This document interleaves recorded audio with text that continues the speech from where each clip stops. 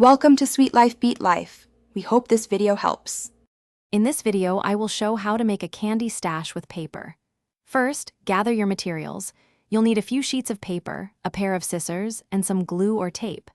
Cardstock works best for a sturdy stash, but any paper will do. Make sure your scissors are sharp for precise cuts. This project is fun and creates a clever hiding spot for your treats.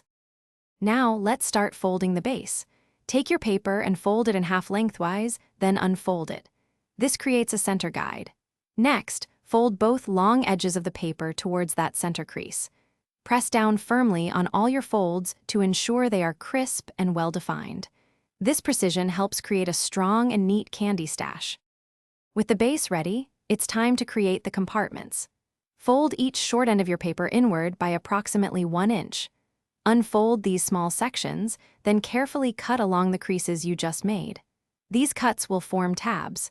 Apply a small amount of glue to these tabs and press them together to form the box-like shape of your candy stash. Hold for a few seconds to secure. To finish your candy stash, reinforce all the seams with extra glue or tape to ensure it's strong and durable. Now comes the fun part, decorating. Use markers, stickers, or paint to personalize your stash. Make it unique and reflective of your style.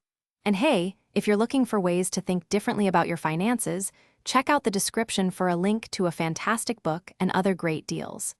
Enjoy your new secret candy spot. Thanks for watching. Consider subscribing if we helped you.